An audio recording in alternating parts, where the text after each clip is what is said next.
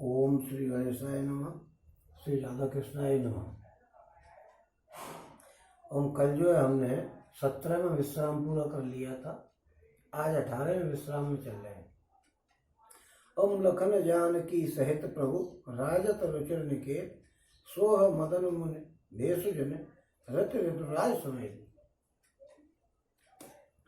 ओम अमरनाग किन्नर दिशपाला चित्रकूट आए ते काला राम प्रताप कीन सब काहू मुदित देव लह लोचन लाहू। ओम बरस सुमन कह देव समाजू नाथ सनात भय हम आजू कर विनती दुख दुसह सुनाए हर्षित निज निज सदन सदाए।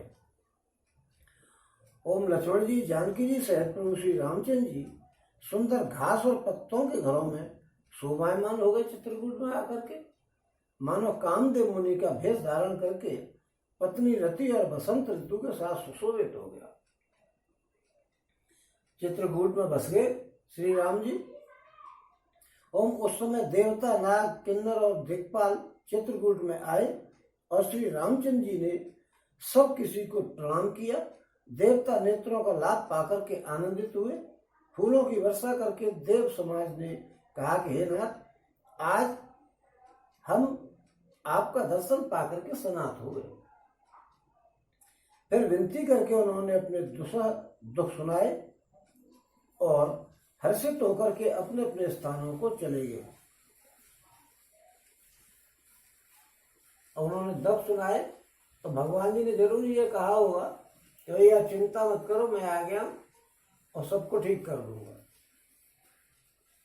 फिर वो खुश होकर के और अपने अपने आश्रमों को चले गए। ओम चित्रकूट रघुनंदन चाहे समाचार सुन सुन मुनि आए आवत देख मुदित मुनि वृंदा कीन दंडवत रघुकुल चंदा। ओम मुनि रघुवर हिलाए उरले सफल होन हित आशीष दे सिय सौमित्र राम छवि देखें साधन सफल कर लेखें। ओम जथा जोग सुन मान प्रभु विदा किए मुनि वृंद करिए जोग जप जात तप निज आश्रम है सुछंद। और श्री रघुनाथ जी चित्रकूट में आ गए। यह समाचार सुन करके बहुत से मुनि आए। रघुकुल के चंद्रमा श्री रामचंद्र जी ने मुदित हुए मुनिमंडली को आते देख करके दंडवत प्रणाम किया। मुनिगण श्री रामचंद्र जी को हृदय से लगा लेते हैं और सफल होने के लिए आशीर्वाद देते हैं। वे सीता जी, लक्ष्मण जी और रामचंद्र जी की छवि देखते हैं और अपने सारे साधनों को सफल हुआ समझते हैं। और प्रभु श्री रामचंद्र जी ने यथा योग्य सम्मान करके मुनि मंडली को विदा किया और वे सब अपने अपने आश्रमों में अब स्वतंत्रता के साथ योग जप यज्ञ और तप करने लग गए। क्योंकि अब भगवान जी आ गए हैं तो उनके रक्षक आ गए। तो अब वो आराम से, उनको पता थी कि विश्वामित्र जी के यहाँ तो इन्होंने सारा यज्ञ कराया ही था पूरा, और राक्षसों को वहां जितने थे मारा ही था। तो अब वो भी बेफिक्र होकर के राम जी आ गए और आराम से अपनी यज्ञ जप वगैरह करने लग गए।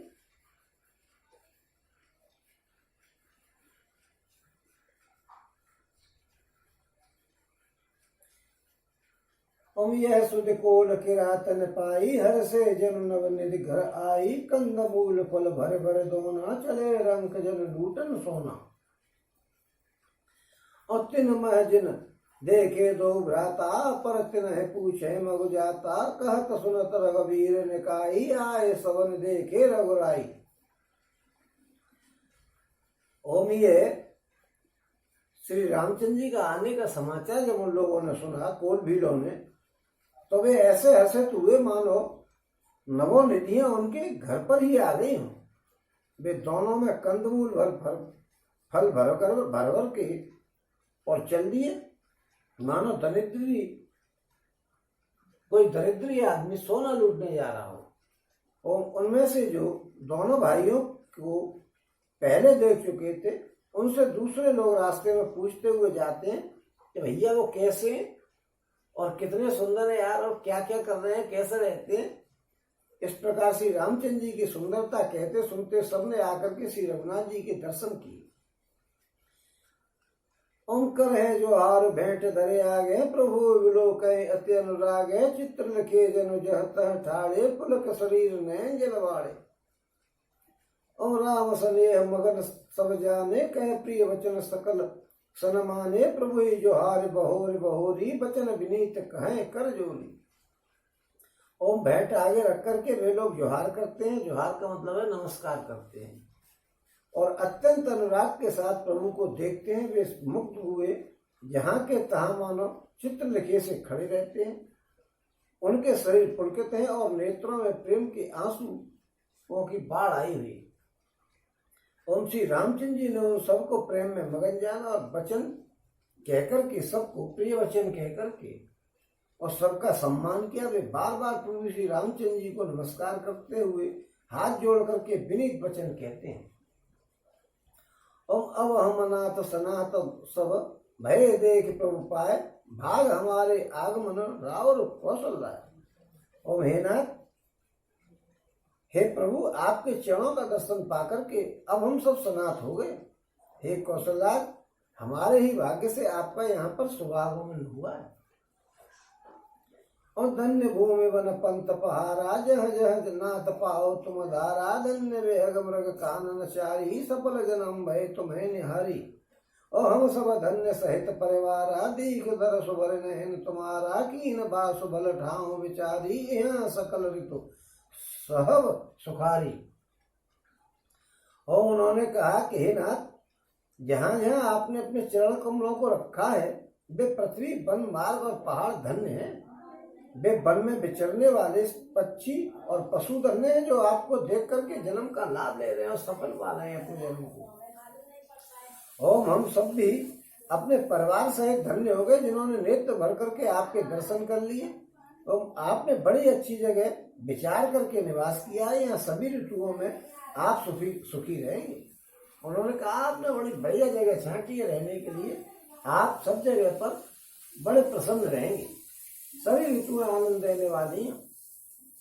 और हम सब बात करब सेवकाई, करके हर बाग बराई, बन बेग हड़ गिर कंदर खोहा, हम सब हमार प्रभु पग पग जूहा। और तह तह तुम्हें अहिर खिलावो, तह तह तुम्हें अहिर खिलाओ, सर निर्जल जल ठाऊ दिखाओ। हम सेवक परिवार समेता, नाथ न सब जब आय सुदेता। ओम वेद वचन मुनि मन अगम, ते प्रभु करना है वचन किरातन के सुनत, जिम पितु बालक रहन। और हम लोग सब प्रकार से हाथी, शेर, सर्प और बाघों से बचा करके आपकी सेवा करेंगे। हे प्रभु, यहाँ के बीहड़, वन, पहाड़, गुफाएं और खोह सब पग पग हमारे देखे हुए हैं। हम वहाँ आपको शिकार खिलाएंगे और तालाब, झरने आदि जलाशयों को दिखाएंगे। हम कुटुंब समेत आपके सेवक हैं। हे नाथ, इसलिए हमें आज्ञा देने में आप संकोच मत करना। और जो वेदों के वचन और मुनियों के मन को भी अगम है, वे करुणा के धाम प्रभु श्री रामचंद्र जी भीलों के वचन इस तरह सुन रहे हैं, जैसे पिता बालकों के वचन सुनता है। देखिए यहाँ पे भील, कोल सब प्रेम क्यों कर रहे हैं? क्योंकि ये भगवान है। सुंदरता इतनी है कि उनको देख करके कोई खिलाफ जा ही नहीं सकता। और राजनीतिक दृष्टि से ये है कि वो शुरू से गुहा को अपने साथ लेकर के चल रहे हैं, केवट को भी उसका मनचाहा वर दे रहे हैं और सब काम करा रहे हैं। तो उनको ये भी पता थी कि हम लोगों से मिलकर चलने वाले आदमी, और उनको ये पता थी कि भाई आगरे के जो सफाई कर्मचारी वगैरह शूद्र है या जो पिछड़ी जाति के लोग हैं, वो भी सब भाजपा को वोट दे रहे हैं, तो फिर हम भी भाजपा को वोट देंगे, ऐसा विधान बन गया उनका। क्या उनको तो पता लग गई ना कि ये सब लोगों से मिलकर के नीच और ऊंच का इनकी नजर में कोई भेद नहीं है, सबसे मिलकर के चल रहे हैं। इसलिए वो बड़े प्रसन्न होकर के आ रहे हैं और ये कह रहे हैं कि हम आपके सेवक हैं, तो आप हमारे साथियों के मित्र हैं, तो फिर हमारे भी मित्र हैं। और यहाँ पर क्या है कि वैसे भगवान जी की छवि को देख करके और उनका मन इतना पुलकित हो गया है शरीर कि वो किसी खिलाफ जा ही नहीं सकते। अगर आप किसी सुंदर वस्तु को देखेंगे तो आप उस वस्तु का नुकसान करना नहीं चाहेंगे। आप किसी महिला को देखेंगे तो महिला के आप खिलाफ चलना पसंद नहीं करेंगे। जैसे दैत्यों ने मोहिनी को देख करके और अमृत को भूल गए, क्योंकि उन्होंने देखा कितनी सुंदर महिला और वो हमारे कहे में चल रही है और हमारे साथ आ रही है, तो उन्होंने अमृत की भी चिंता नहीं करी। ऐसे ही जहाँ सुंदरता होती है वहां की वैभव थोड़े रखा जाता है। सुंदर तो सुंदर है और उस पर आदमी मुग्ध हो जाता है सुंदरता पर। अब ताजमहल में आकर के कोई ये थोड़ी करेगा कि उसको ईंट मार करके तोड़े कुछ उसके कोने को कि उसको जला दो यहाँ से, उसको तो छुएगा भी नहीं और छू करके देखा कितना सुंदर है। ऐसे भगवान जी तो इतने सुंदर थे कि उनका वर्णन नहीं किया जा सकता। उनको देख करके लोग उनके शिष्य बन गए। और राम है केवल प्रेम प्यारा, जान ले जो जान निहारा, राम सकल बन चर तब तो से, कहे मृदु वचन प्रेम पर तो से। और विदा किए सिरुनाए सिदाए, प्रभु गुण कहत सुनत घर आए, विद सिय समेत दो भाई, बसे विपिन सुर मुनि सुखदाई। ओम श्री रामचंद्र जी को केवल प्रेम प्यारा है। जो जानने वाला हो वो इस बात को जानते हैं कि भगवान जी को क्या चाहिए। वो दुनिया को सब कुछ देने वाले, जब वो सब कुछ दुनिया को देते हैं तो आप उनको क्या दोगे। आपने कहिए 11 रुपए दे दिए कि भाई मैं दान के रूप में 11 रुपए दे रहा हूँ, तो उससे भगवान पे क्या फर्क पड़ जाएगा। 11 आए कहाँ से। ये जो बिल्डिंगें बनी हुई है दुनिया में, ये सब पैसा चल रहा है किसका, भगवान का। तो आप उनको दोगे क्या। उनको तो बस केवल प्रेम चाहिए। और इस बात को जो जानता है सो जान ले कि उनको प्रेम प्यारा पैसे दान पुण्य करने से कुछ थोड़ा ही होता है। हृदय में श्रद्धा होनी चाहिए भगवान के प्रति। आपके मन में भगवान के प्रति श्रद्धा नहीं है तो आपको कुछ नहीं है। ओम तब श्री रामचंद्र जी ने प्रेम से परिपुष्ट हुए कोमल वचन कहकर के उन सब वन में विचरने वालों को संतुष्ट किया। फिर उनको विदा किया। वे सिर नवा करके चले गए और प्रभु के गुण कहते हुए और सुनते हुए अपने अपने घर पे गए। इस प्रकार देवता और मुनियों को सुख देने वाले दोनों भाई सीता जी समेत वन में निवास करने लग गए। अब चित्रकूट में तो काफी समय रहे हैं वो। और जब ते आए रहे रघुनायक, तब ते भयो बन मंगलदायक, फूल है फल है बेटप बिदनाना, मंजो बिलते बर भेल विताना। और सुर तरु सरिस सुभाए सुहाए, मन हो विबुध बन परे हरे आए, गुंज मंजु तर मधुकर श्रेणी, त्रिविध भया हरि बहे सुख देनी। और जब से श्री रघुनाथ जी वन में आकर के रहे हैं तब से वन मंगलदायक हो गया। भगवान जी के पास तो सभी चले आते, देवता खट से रूप दूसरा धारण किया और भगवान जी की सेवा में समर्पित हो जाते हैं। वो अनेकों प्रकार के फूल वृक्ष फूलते हैं और फलते हैं और उन पर लिपटी हुई सुंदर बेलों के मंडप तने हुए हैं। ओम वे कल्प वृक्ष के समान स्वाभाविक ही सुंदर है, मानो देवताओं के वन को छोड़ करके और वो यहाँ पर आ गए हैं। देवताओं का कौन सा वन है, नंदन वन देवताओं का वन है। ओम भौरों की पंक्तियां बहुत ही सुंदर गुंजार करती हैं और सुख देने वाली हैं। शीतल बंद सुगंधित हवा चलती रहती है। ओम नीलकंठ कलकंठ सुख चातक चक्क चकोर, भांति भांति बोल है बेहग श्रवण सुखद चित चोर। ओम नीलकंठ कोयल तोते पपीहे चकवे और चकोर आदि पक्षी कानों को सुख देने वाली और चित्त को चुराने वाली तरह तरह की बोलियां बोलते हैं। वहां बड़ा भारी प्राकृतिक सौंदर्य था। वहां चित्रकूट में देखने लायक छटा थी। आदमी वहां घूमने चला गया तो लौट के आने का नाम नहीं ले, मन नहीं करे लौट कर आने का। करके हर कपि कोल पुरंगा, विगत भैर विषय सब संगा, फिरता हे राम छवि देखी, हो मुदित मृग बंद विशेषी। ओम विदुप विपिन जह लग जग माही, देख राम बन सकल से आई, सुर सर सरसई दिन कर कन्या, वे कल सुता गोदावरी धन्या।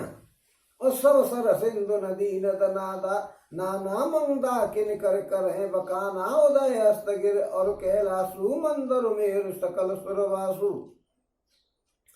हम हाथी शेर बंदर सुअर और हिरण, कर माने हाथी, केहर माने शेर, कपे माने बंदर, कोल माने सुअर और कुरंग माने हिरण। कोल माने सुंदर, सुअर। अभी वहां कोल भील बताए गए तो वो एक जाति के लोग हैं और ये कोल माने सुअर बताया। और ये सारे विगत बैर बिचरे सब संगा, अपने अपने बैर जो बंधे हुए हैं उनको सब छोड़ करके और सब साथ रहते हैं, साथ घूमते रहते हैं। और फिर तो अहेर राम छवि देखी, शिकार के लिए तो होए मुदित मृग बंद विशेषी। ये सबके सब बैर छोड़ करके साथ साथ बिताते हैं और शिकार के लिए फिरते हुए श्री रामचंद्र जी की छवि को देख करके पशुओं के समूह विशेष आनंदित होते हैं। आनंद आ रहा है भगवान को देख देख करके। क्या आनंद होगा उस समय जब भगवान वन में रह रहे होंगे, कितने पुण्य कर करके वहां सभी देवता आ गए, 33 करोड़ देवती देवी देवता हैं भैया, तो वो सब चले आए होंगे। कोई कील बन गया होगा तो कोई भील बन गया होगा तो कोई बंदर बन गया होगा तो सब बोली भगवान के पास रहो, यहाँ क्या रखा है। ओम जगत में जहां तक जितने देवताओं के वन हैं सब श्री रामचंद्र जी के वन को देख करके सिहाते। सिहाते का मतलब यह कि अपने मन में क्षुब्ध होते हैं थोड़े से कि यार ये वन बहुत बढ़िया है, हम तो कुछ भी नहीं है। ओम गंगा सरस्वती सूर्यकन्या यमुना नर्मदा गोदावरी आदि पुण्यमयी जो नदियां हैं, सब सर सिंधु नदी नद नाना मंदाकिनी कर करे बखाना। ये सारे तालाब, सब सर माने तालाब, सिंधु माने समुद्र, और नदी और नद, अनेक नदियां जो छोटी छोटी नदियां टाइप के होते हैं, वो नाले टाइप के, वो सब मंदाकिनी की बड़ाई करते हैं। और उदयाचल, अस्ताचल, कैलाश, मद्राचल और सुमेर आदि सब जो देवताओं के रहने के स्थान हैं, शैल और हिमालय आदि जितने पर्वत हैं, सभी चित्रकूट का यश गाते हैं। शैल हिमाचल आदि के जीते, चित्रकूट जस गावे तेते। और बिंद मुदित मन सुख न समाई, श्रम बिन विपुल बड़ाई पाई। और विंध्याचल बड़ा आनंदित है, उसके मन में सुख समाता नहीं है, क्योंकि उसने बिना परिश्रम के बहुत बड़ी बड़ाई पा ली है। चित्रकूट में जो है विंध्याचल पर्वत है। ओम चित्रकूट के वेग मृग बेल बिटप तृण जात, पुण्य पुंज सब धन्य अस कहे देव दिलदार। ओम चित्रकूट के पक्षी, पशु, बेल, वृक्ष, तृण, अंकुर आदि सभी जातियों पुण्य की राशि है और धन्य है, ऐसा देवता कहकर कहा करते हैं रातों में। ओ नैनवंत रघुवर है बिलो की, पाए जन्म फल होए विशो की, परस चरण अरज अचर सुकारी, भय परम पद के अधिकारी। ओम आंखों वाले जीव श्री रामचंद्र जी को देख देख करके जन्म का फल पाकर के शोक रहित हो जाते हैं। जिनके आंखें हैं वो भगवान जी के दर्शन कर रहे हैं। और अचर, अचर कौन से होते हैं? पर्वत है, वृक्ष है, भूमि है, नदी है, ये अचर है, हिल जा नहीं सकते हैं कहीं एक जगह से दूसरी जगह। ओम भगवान के चरण रज का स्पर्श पाकर के सुखी होते हैं, यह सभी परम पद के अधिकारी हो गए हैं।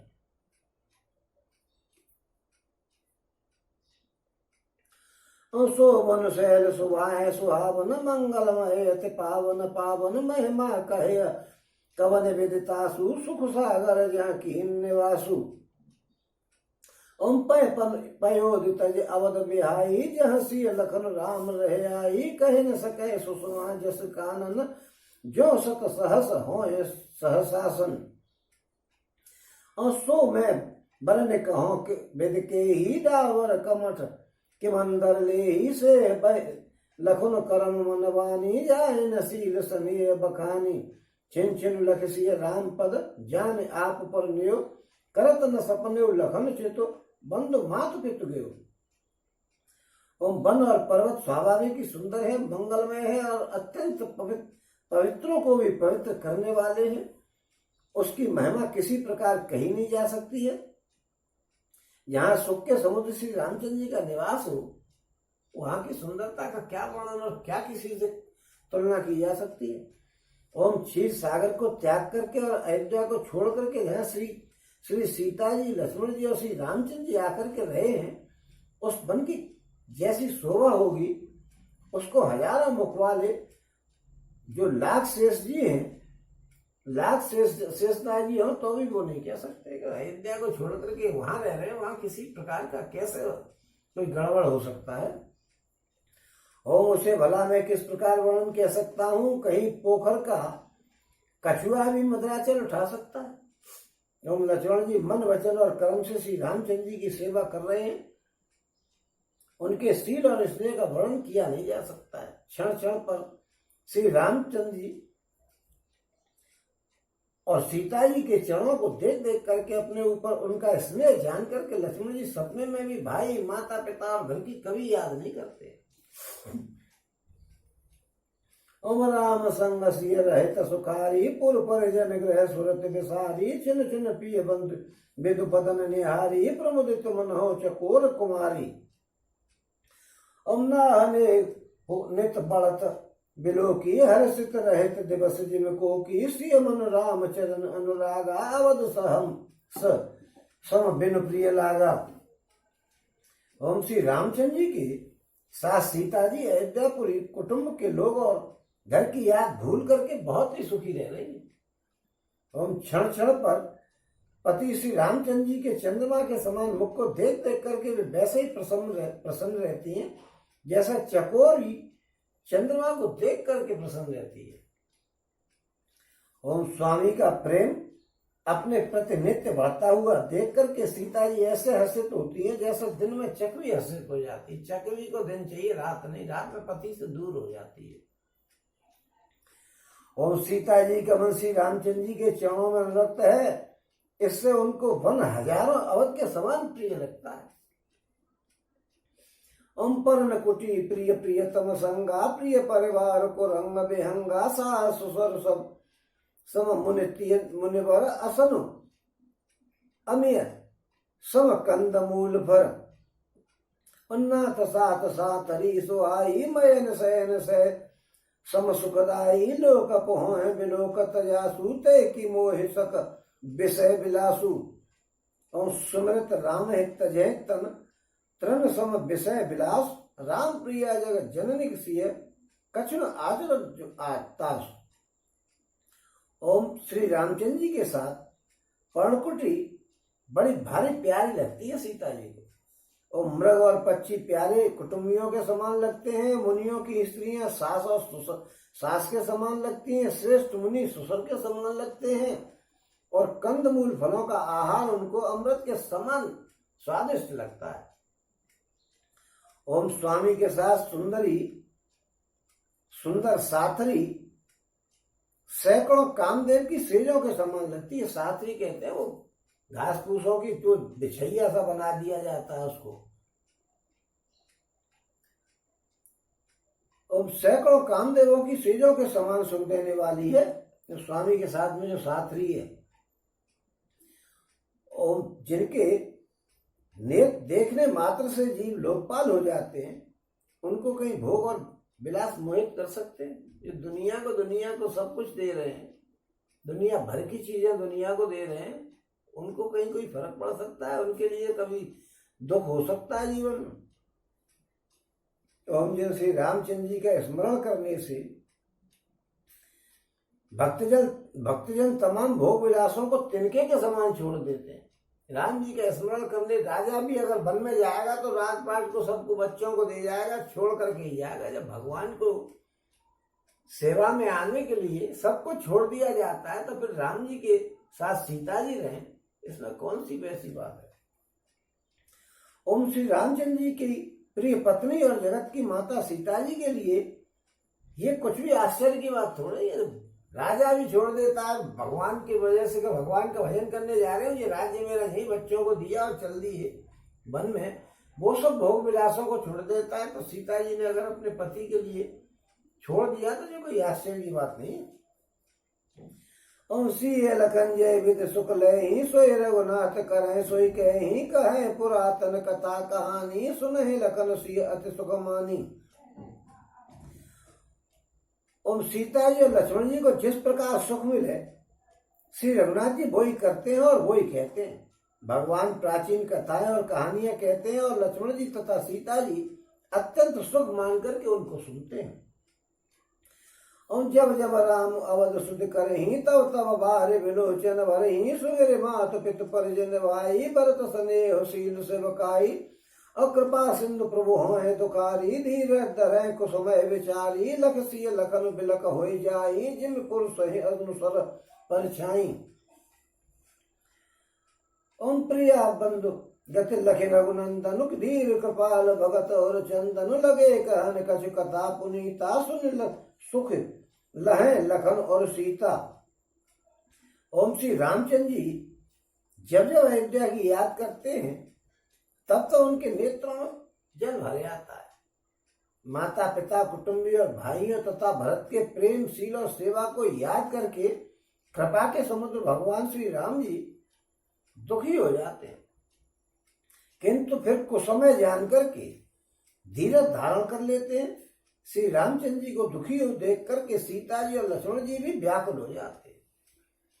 और जैसे किसी मनुष्य की परछाई उस मनुष्य के समान ही चेष्टा करती है, ऐसा वो भी व्याकुल हो जाते हैं कि यार क्या बताएं, घर से बाहर पड़े हुए। और तब धीर कृपालु और भक्तों के हृदय को शीतल करने के लिए चंदन रूपी रकुल को आनंदित करने वाले श्री रामचंद्र जी प्यारी पत्नी और भाई लक्ष्मण जी की दशा देख करके कुछ पवित्र कथाएं कहने लगते हैं, जिन्हें सुनकर के लक्ष्मण जी और सीता जी सुख प्राप्त करती हैं। और राम लखन सीता सहित सोहत परन निकेत जिम बासव बस अमरपुर सची जयंत समेत। लक्ष्मण जी और सीता जी सहित श्री रामचंद्र जी पर्णकुटी में ऐसे शोभायमान हो रहे हैं जैसे अमरावती में इंद्र और उसकी पत्नी सची जो है अपने पुत्र जयंत के साथ रहता है। और जोग वह प्रभु श्री लखन है कैसे पलक विलोचन गोलक जैसे से वह लखन सिंह रघुवीर है जिनमें अविवेकी पुरुष शरीर है। और विधि प्रभु मन बसै सुकारी खग मृग सुर तापस हितकारी कहो राम मन गवन सुहावा सुनो सुमंत्र अवध जिम आवा। और फिर निषाद प्रभु पहुंचाई सचिव सहित रथ देख से आई मंत्री विकल विलोक निषादु कहीं न जाए जस भयो विषादु। ओम प्रभु श्री रामचंद्र जी सीता जी और लक्ष्मण जी की कैसा सवाल रखते हैं, जैसे पलक नेत्रों की गोलकों की रखते हैं। बड़े हिसाब से रख रहे हैं रामचंद्र जी अपने छोटे भाई और पत्नी को। ओम इधर लक्ष्मण जी श्री सीता जी और रामचंद्र जी की ऐसी सेवा करते हैं जैसे अज्ञानी मनुष्य अपने शरीर की सेवा करता है, बिल्कुल तन्मय होकर के। ओम पशु पक्षी देवता और तपस्वियों के हितकारी प्रभु इस प्रकार सुखपूर्वक वन में निवास कर रहे हैं। तुलसीदास जी कहते हैं कि मैंने श्री रामचंद्र जी का सुंदर वन गमन कहा है। अब जिस तरह सुमंत्र अयोध्या में आए वो कथा सुनिएगा। यहाँ तक तो आप वन में आकर के और श्री राम जी रहने लग गए हैं, अब वो सुमंत्र वहां से लौट करके आए वो कथा तो अब सुन लो जरा, दशरथ जी को तो मरवा दो। ओम फिरे निषाद प्रभु पहुंचाई सचिव सहित रथ देख से आई मंत्री विकल विलोक निषादु कहीं न जाए जस भयो विषादु। ओम प्रभु श्री रामचंद्र जी को पहुंचा करके जब निषाद राज लौटा तब आकर के उसने रथ को मंत्री सुमंत्र सहित देखा। मंत्री के साथ वहीं खड़े हुए थे कि आ रहा होगा, देखो कहां तक ले गया वो गुहा, उसको तो लौट के आ जाने दो। उनको घर में लौटने का आने का मन नहीं कर रहा था। वो सोच रहे थे शायद गुहा के संग आकर के यहीं कहीं रह जाए तो मैं घर पर पूरी सूचना तब भी दे दूंगा। और मंत्री को व्याकुल देख करके निषाद राज को जैसा दुख हुआ वो तो कहा ही नहीं जा सकता है, क्यों मंत्री जी वहीं खड़े हुए कि शायद गुहा के संग लौट आए। और राम राम सिय लखन पुकारी पर उधर नितल व्याकुल भारी देख दखिल दिश है हे नाई जनु बिन पंख बेहद कुलाई। और नहीं तरण चल रही पिए तब जलु मोच है लोचन बार व्याकुल भय निषाद सब रघुवर बाज निहार। और निषाद को आते हुए देख कर के अकेला आया, उनको भी सोच रहे थे शायद राम जी कहीं यहीं घूम फिर के यहीं रुक जाएंगे। आकर के देखा उसने कि खाली आ रहे हैं निषाद बाबू, तो सुमंत्र हा राम हा सीते हा लक्ष्मण पुकारते हुए व्याकुल होकर के और धरती पर गिर पड़े। ओम घोड़े दक्षिण दिशा की ओर देख देख करके हिनहिनाते हैं, मानो बिना पंख के पक्षी व्याकुल हो रहे हैं, क्योंकि दक्षिण दिशा की तरफ ही तो राम जी गए थे। वो पहुंच तो मारे हैं लंका कि वहां जाकर के मुझे हिसाब किताब चुकाना है। ओम वे न तो घास चरते हैं न पानी पीते हैं, केवल आंखों से जल बहा रहे हैं। श्री रामचंद्र जी के घोड़ों को इस तरह देख करके सब निषाद व्याकुल हुए। ओम धर धीरज तब कहे उन साधु, अब सुमंत परिहरहु विषादु, तुम पंडित परमारथ ज्ञाता, धरो धीर लख विमुख विधाता। ओम विविध कथा कहे कहे मृदुबानी, रथ बैठा उबर बस आनी, सो कस दिल रघु रतु सकै नहा की, रघुवर विरह पीर और वाकी। और चरफ राहे मगर चलहे न घोर है, बन मृग मन हो आने रत जोर है, अड़ो के पर है फिर हे रहे पीछे, राम वियोग विकल दुख तीछे। और जो कह राम लखुन बैदे ही, हिंकर हित हे रहते ही, बाज बिरह गति कहे किम जाती, बिन मन फनक बिकल जय भांति। भयो विषाद विषाद वस भयो निषाद विषाद वस, देखत सचिव तुरंग, बोले ससेवक चार तब दिए सारथी संग। ओम कोमल वाणी से भांति भांति की कथाएं कहकर के निषाद ने जबरदस्ती लाकर के सुमंत को रथ पर बैठाया। देखिए भाई साहब, सुमंत जी को या पंडित जी कह रहे हैं वो, क्योंकि तब धीरज धर करके निषाद राज कहने लगा कि हे सुमंत जी, आप विषाद को छोड़िए, आप पंडित और परमार्थ के जानने वाले हैं, विधाता को प्रतिकूल जान करके धैर्य धारण कीजिए। देखिए ऐसी स्थिति हो गई है भगवान जी के वियोग में कि पंडित जी को अपनी औकात का ध्यान नहीं रहा है कि मैं क्या कर रहा हूँ। एक सूत्र उनको समझा रहा है। आपत्ति काल में बुद्धि खराब हो गई, भगवान से बिछड़ गए, कितना उनको दुख था। उस दुख की पोजीशन पे मान लो आदमी गिर पड़ता है तो उसको कौन उठा रहा है, कौन देखता है कि मुझे शूद्र उठा रहा है कि वैश्य उठा रहा है कि क्षत्रिय उठा रहा है। वो तो गिर पड़ा, अब कोई न कोई तो उसको उठाएगा ही। ऐसे ही यहाँ पर जब वो बिल्कुल भगवान के गम में चले गए हैं तो उनको शूद्र समझा रहा है कि भैया आप तो पंडित हो, ज्ञानी हो, इस दुख को छोड़ो। ओम कोमल वाणी से भांति भांति की कथाएं कहकर के निषाद ने जबरदस्ती ला करके सुमंत्र को रथ पर बैठाया। अब सुमंत्र को कहां से याद आई कथाएं? वो शूद्रों को ही कथाएं याद होती, लेकिन क्या है कि वो भी पढ़ा लिखा था, राम जी के साथ में जो है गुरुकुल में उसने भी पढ़ाई करी थी, इसलिए उसको भी कुछ कथाएं याद थी, उसने वही कथाएं उनको सुनाई। ओम परंतु शोक के मारे में इतने शिथिल हो गए थे कि रथ को हाँक नहीं सकते, तो उन पर रथ चलाया नहीं जा रहा था सुमंत्र जी पे। ओम उनके हृदय में श्री रामचंद्र जी के विरह की बड़ी तीव्र वेदना थी। देखिए पहले के जो नौकर भी होते थे घर के, वो भी पूरी हमदर्दी रखते थे। ये नहीं कि हमें तो अपनी तनख्वाह मिल जाए और तेल लेने जाए, ऐसा कुछ नहीं था। बड़ा प्रेम और स्नेह था पहले। आजकल तो नौकर को दिया भैया 5 बज गए मैं चलता हूं। उस समय तो बड़ा प्रेम था, इतना स्नेह था कि उसका वर्णन नहीं किया जाए। अपनी मालिक के काम को आदमी अपना काम समझ करके करता था। ओम घोड़े तड़पड़ाते हैं और रास्ते पर चलते नहीं है, उन पर सही रास्ते पर चला नहीं जा रहा है। मानो जंगली पशु लाकर के रथ में जोत दिए। ऐसा लगता है जैसे पशु लाकर के जंगली और रथ में लगा दिए हो, तो कभी इधर चलते हैं तो कभी इधर चलते हैं, वो सही चल ही नहीं पा रहे। तो राम जी के उसमें वियोग में परेशान है। ओम में श्री रामचंद्र जी के वियोगी घोड़े कभी ठोकर खा करके गिर पड़ते हैं, कभी घूम करके पीछे की ओर देखने लगते हैं। वे तीक्ष्ण दुख से व्याकुल हैं। जो कोई राम लक्ष्मण और जानकी जी का नाम ले लेता है, घोड़े हिन आकर के उसकी ओर प्यार से देखने लग जाते हैं कि राम जी के बारे में क्या कह रहा है। ओम घोड़ों की विरह दशा कैसे कही जा सकती है? वे ऐसे व्याकुल हो गए हैं जैसे मणि के बिना सांप व्याकुल हो जाता है। ओम मंत्री और घोड़ों की यह दशा देख करके निषाद राज विषाद के बस हो गया। तब उसने अपने 4 उत्तम सेवक बुला करके और सारथी के साथ कर दिए। 4 सेवक जो बुलाए कि भैया इनको जरा अयोध्या तक करे आओ, इन पर घोड़े नहीं चले, यानी कहाँ के मारे कहाँ पहुंचेंगे। उनको सारथी फिर पहुंचाई, फिर हो विषाद बरन नहीं जाई, चले बदले रथ निषादा हो क्षण मगन विषादा। तो निषाद राज गुहा के सारथी जो थे वो सुमंत को पहुंचा करके लौटे आए।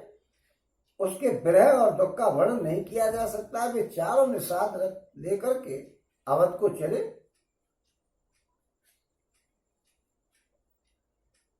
भाई जो निषाद राज के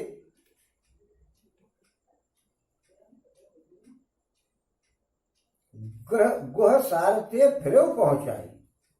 गुहा जो है वो सारथियों को पहुंचा करके कह दिया उनसे कि तुम जाओ, और वो खुद घर पे लौट आए। उसके विरह का दुख वर्णन नहीं किया जा सकता। वे चारों निषाद रथ लेकर के अवध को चल दिए। उन चारों को विद्या में छोड़ा भाई, और इतना कह करके निषाद जो अपने घर लौट आया। और वे भी क्षण क्षण में विषाद में डूब जाते थे। घोड़े की दशा देख करके, मंत्री की दशा देख करके जो 4 संग में गए थे वो भी परेशान हुए। और सोच सुमंत्र विकल दुख दीना, धिग जीवन रघुवीर विहीना, रहे न अंत अधम शरीरु, जसुन लहे विचरत रघुवीरु। और व्याकुल और दुख से दीन हुए सुमंत्र जी सोचते हैं कि श्री रघुवीर जी के बिना जीने को धिक्कार है। आखिर ये अधम शरीर रहेगा तो है ही नहीं, भाई मरना तो है ही। अभी श्री रामचंद्र जी के बिछड़ते ही अगर मर जाए तो कितना यश मिलेगा, रहना तो ये शरीर वैसे भी नहीं।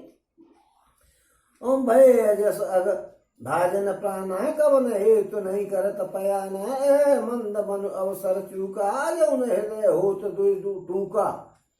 और मीजे हाथ सिर धुन पछताही, मन हो कृपन धन रास गवाही, बिरध बांध बर वीर कहाई, चले समर जन सुबट पराई। और मिप्र विवेकी वेद विद सम्मत साधु सुजात, जिन धोखे मद पान कर सचिव सोचते भान। ओम में प्राण अपयश और पाप के भांडे हो गए। अब ये किस कारण से कूच नहीं कर रहे। सुमंत जी सोच रहे कि इसी समय मर जाए तो कम से कम दुनिया याद तो करे कि राम जी के वियोग में दम निकल गई उनकी। ओम हाय नीच मन, बड़ा अच्छा मौका चूक रहा है। अब भी तो हृदय के 2 टुकड़े नहीं हो रहे। सुमंत हाथ मल मल करके और सिर पीट पीट करके पछताते हैं, मानो कोई कंजूस धन का खजाना खो करके बैठ गया हो। ओम इस प्रकार में चले मानो कोई बड़ा भारी योद्धा वीर का बाना पहन करके, उत्तम सूरवीर कहला करके और युद्ध से भाग करके जा रहा हो, ऐसे बेइज्जती सी करा करके वो जा रहे दुखी होकर के। ओम जैसे कोई विवेक की पुरुष, वेद का ज्ञाता, साधु सम्मत आचरणों वाला और उत्तम जाति का ब्राह्मण धोखे से मदरा पी गया हो, देखिए, और पीछे पछतावे। उसी प्रकार मंत्री सुमंत सोच कर रहे हैं। ब्राह्मण को तो ये बताया कि धोखे से भी मदरा पी जाए तो वो पछताता है। और आजकल के ब्राह्मण कहते हैं कि हम तो ब्राह्मण है ही, हमें कोई शूद्र कैसे बना देगा, लाओ बोतल और चढ़ाओ। आजकल के ब्राह्मण ऐसे हो गए, कुछ हो गए भाई, देखो सब तो खैर नहीं हुए हैं। और ये पहले तो उदाहरण दे रहे तुलसीदास जी के, ब्राह्मण अगर धोखे से भी पी जाए शराब तो पछताता था, ऐसे ही जो है। लेकिन उन्होंने क्या लगा दिया ब्राह्मणों के लिए, ये भी तो है कि कोई विवेकशील, वेदों का ज्ञाता, साधु सम्मत आचरण वाला और उत्तम जाति, वेदों का ज्ञाता हो, साधु सम्मत आचरण करने वाला हो और विवेकशील हो, ऐसा पुरुष और कहीं दारू पी जाए तो उसको कितना पछतावा होगा। उतना ही कम से कम यो समझो कि सुमंत जी को हो रहा है। और जिन कुलीनती साधु सयानी, पति देवता करम मनवानी, रहे करम बस परिहर नाहु, और सचिव हृदय तिन दारुंदाहु। उन लोचन सजल ढीठ भय तोरी, सुनय न श्रवण विकल मत बोरी, सूखे अधर लाग मोह लाटी, ज्यो न जाए और अवध कपाटी। और जैसा किसी उत्तम कुल वाली साधु स्वभाव की, समझदार और मन वचन कर्म से पति को ही देवता मानने वाली पतिव्रता स्त्री को भाग्यवश पति को छोड़ करके रहना पड़े, उस समय उसके हृदय में जैसी भयानक पीड़ा होती है, वैसे ही मंत्री के हृदय में दुख हो रहा है। जैसे पतिव्रता स्त्री जो पति को बड़ा प्यार करती हो और हालात के अनुसार उसे कहीं पति से अलग रहना पड़े तो उसको कितना दुख होता है। और जो पति नालायक है उसको छोड़ के तो वो सोचती है बढ़िया मर गया, हत्या कटी नहीं, रोज मेरे खून पीता था, अब कम से कम रहूंगी तो शांति से। तो ऐसी पत्नी तो अलग है, लेकिन जो पति को प्यार करती हो, पति उसको प्यार करेगा जब ही तो वो प्यार करेगी। वही तुझे कहेगी जब तुम पूता मर जाए तो बढ़िया है, ऐसे पति से भी क्या फायदा। और जो पतिव्रता स्त्री है, जो पति को विशेष प्यार करती है और उसको अगर पति से अलग रहना पड़ा तो वो कितनी दुखी होगी। ऐसे ही सुमंत्र जी दुखी हैं। लोचन सजल ढीठ भई थोरी, सुनहिन श्रवण विकल मत भोरी, और सूख है अधर लाग मोह लाटी, और ज्यो न जाए और अवध कपाटी। ओम नेत्रों में जल भरा हुआ है, दृष्टि मंद हो गई है, कानों से सुनाई नहीं पड़ता है, व्याकुल हुई बुद्धि बेठिकाने हो रही है, होठ सूख रहे हैं, मुंह में आवाज बंद हो गई है, किंतु प्राण नहीं निकलते हैं, क्योंकि हृदय में अवधि रूपी किवाड़ लगे हुए हैं। जो उनको अवधि रूपी किवाड़ लगे हुए, मतलब वो जो सोच रहे हैं कि यार 14 साल बाद तो दर्शन होंगे ही, मर के क्या करोगे। ओम विवरण भयो न जाए निहारी, मार से मन हो पिता में तारी, हानि गिलान विपुल मन व्यापी, जमपुर पंथ सोच जिम पापी। वचन न आव हृदय पछताही, अबद काह में देख वजाई, राम सहित रथ देखे जोई, सकुचे मोहि बिलोकत सोई। धाय पूछे है मोहि जब बिकल नगर निर्नार, उतर देव में सभे तब हृदय वज्र बैठा। और सुमंत्र जी के मुख का रंग बदल गया है, देखा नहीं जाता है, ऐसा मालूम पड़ता है मानो इन्होंने माता पिता को मार डाला हो। और उनके मन में राम वियोग रूपी हानि की महान गिलानी हो रही है, जैसा कोई पापी मनुष्य नरक को जाता हुआ रास्ते में सोच कर रहा हो।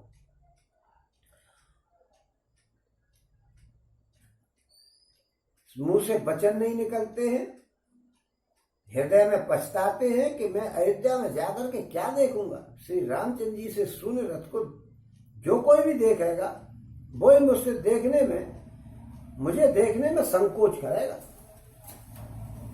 और नगर के सब व्याकुल स्त्री और पुरुष जब दौड़ करके मुझसे पूछेंगे तब मैं हृदय पर वज्र रख करके उनको क्या उत्तर दूंगा। है मेरी हालत बड़ी पतली है। लोग पूछेंगे भाई क्या हुआ तो मैं उनसे क्या कहूंगा। और पूछे है दीन दुखित सब माता, कहब काह मैं तिन्ह विदाता, पूछे जब है लखन में तारी, कहे हूं कवन संदेश सुखारी। और जब दीन दुखी और सब माताएं पूछेंगी तब हे विदाता मैं उनको क्या उत्तर दूंगा। जब लक्ष्मण जी की माता मुझसे पूछेंगी तब मैं उन्हें कौन सा सुखदायी संदेश दूंगा। और राम जनित सब आए धाई, सुमिर बच्चु जिव धैन लवाई, पूछत उतर देव में ते ही गे बन राम लखन वे देई।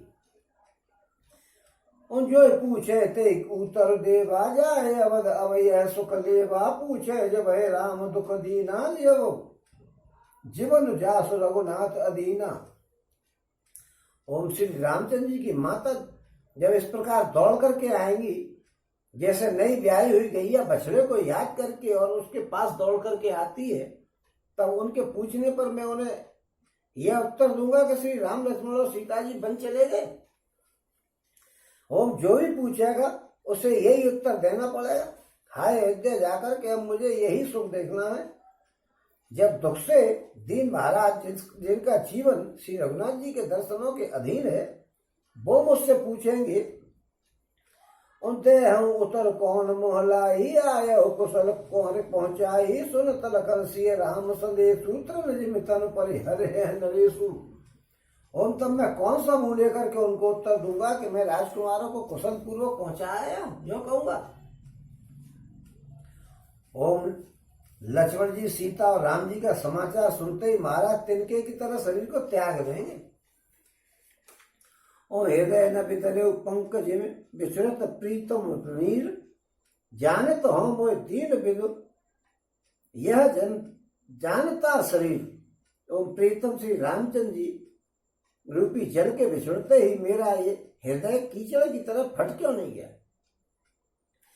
इससे मैं जानता हूं कि विधाता ने मुझे यह यातना शरीर जो है दिया है, कोई बढ़िया शरीर नहीं दिया, यातना भोगने के लिए ये शरीर दिया। और विधि करत पंथ पछतावा तमसा तीर तुरंत रखो आवा विदा करे किए कर विनय निषादा फिरे पाँव पर विकल विषादा। हम बैठत नगर सचिर सकुचाई जन मारे सुगुरु बामन गाई बैठ बिटप तर दिवस गवावा सांझ समय तब अवसर पावा। हम अवसर प्रवेश कीने दियारे बैठ भवन रथ राखे द्वारे जिन तिन समाचार सुन पाए रूप द्वार रथ देखन आए। और सुमंत इस प्रकार मार्ग में पश्चाताप कर रहे हैं। इतने में रथ तुरंत जो है तमसा नदी के तट पर आ पहुंचा। मंत्री ने विनय करके चारों निषादों को विदा किया। वे निषाद जो हैं व्याकुल होते हुए सुमंत के पैरों में पड़ करके लौट गए। नगर में प्रवेश करते ही मंत्री ऐसे सकुचाए मानो गुरु ब्राह्मण या गैया को मार करके आए और सारा दिन एक पेड़ के नीचे बैठ करके बिता दिया। जब संध्या हुई तब मौका मिला उनको और अंधेरा होने पर उन्होंने अयोध्या में प्रवेश किया और रथ को दरवाजे पर खड़ा करके और वे चुपके से महल में घुस गए।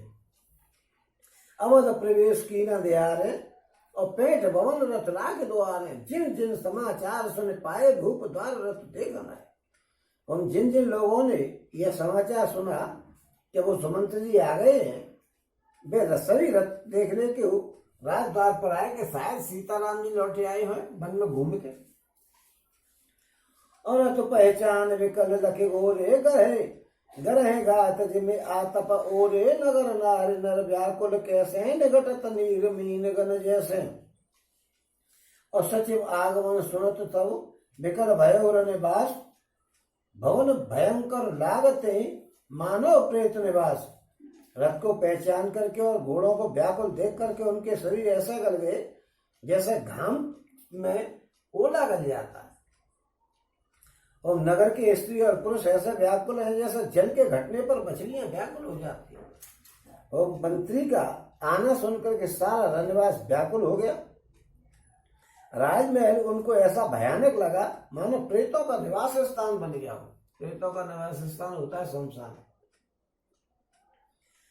अत्यारत सब पूछे रानी उतर न आप विकल भई बानी सुने न श्रवण लयन नहीं सूजा कहो कब हाँ न पते ते पूजा। हम अत्यंत आर्त होकर के सब रानियां पूछती हैं पर सुमंत्र को कुछ उत्तर नहीं देते। उनकी वाणी विकल हो जाती है, न कानों से सुनाई पड़ता है और न आंखों से उनको कुछ दिखाई देता है। वे जो भी सामने आता है उसी उससे पूछते हैं कि कहो राजा कहाँ है। उनको कोई समझ में नहीं आ रहा, बुद्धि बिल्कुल भ्रमित हो गई है। दासीन दीख सचिव विकला ही कौशल्या गृह गही लवाही जाए सुमंत्र दीख कस राजा अमी रहित जनु चंद्र विराजा। उन दासियां मंत्री को व्याकुल देख करके उन्हें कौशल्या जी के महल में लिवा करके ले गई। सुमंत्र ने जाकर के वहां राजा को कैसा देखा मानो बिना अमृत का चंद्रमा हो। हम आसन सहन विभूषण ही ना पर भूमि तल निपट मलिना दे उसास सोच ए बाती सुरपुर तेजन खसे जाती। और ले सोच वर छिन छिन छाती जन जर पंख पर संपाती राम राम कह राम सनेही पुण्य कह राम लखन बेदेही। ओम राजा आसन सैया और आभूषणों से रहित होकर के और बिल्कुल उदास होकर के पृथ्वी पर पड़े हुए ओम में लंबी लंबी सांसें लेकर के इस प्रकार सोच कर रहे हैं मानो राजा ययाति स्वर्ग से गिर करके सोच कर रहे हैं। राजा ययाति को स्वर्ग से फेंक दिया था कि चलो बहुत देर हो गया। ओम राजा लक्षण छल में सोचते जाते, ओम राजा क्षण में सोच से छाती भर लेते हैं और ऐसे विकल दशा हो जाती है मानो संपाति पंखों के जल जाने पर गिर पड़ा हो। राजा बार बार राम राम और राम स्नेही हे प्यारे राम कहते हैं और फिर हा राम हा लक्ष्मण हा जानकी ऐसा कहने लग जाते हैं। और मंत्री देख करके जय जीव कह करके दंडवत प्रणाम किया। मंत्री ने देख सचिव जय जीव कहे कीने हो दंड प्रणाम, सुनत उठे व्याकुल न पहे ते कहो सुमंत्र कहो राम। और मंत्री ने देख करके जैसे ही जय जीव कहा, जय जीव का मतलब था राम राम सा करते हैं ना वो वाले, जय जीव कहकर के दंडवत प्रणाम किया। सुनते ही राजा व्याकुल होकर के उठे और बोले कि सुमंत्र राम कहाँ है। अब यहाँ एक बात बताई गई है कि उदाहरण दिया है कि जैसे जन जन पंख परेउ संपाति, जैसे पंखों को जल जाने संपाति गिर पड़ा था। ये संपाति कौन था जिसका उदाहरण दिया, जो हनुमान जी वगैरह वहां पर रास्ते में मिलेगा, उनको सीता जी को खोजने जाएंगे। ये संपाति जो है वो जटायु का भाई है और अरुण जी का पुत्र है। अरुण जी जो सूर्य भगवान को रथ को चलाते हैं, एक उनके भाई गरुड़ जी हैं और एक अरुण जी हैं। अरुण जी सूर्य का रथ चलाते हैं और वरुण जी जो है देखिए नौकरी कैसी लगी है, और वो विष्णु भगवान के रथ को चलाते हैं। और ये दोनों विनिता के पुत्र हैं और कश्यप ऋषि के संतान हैं।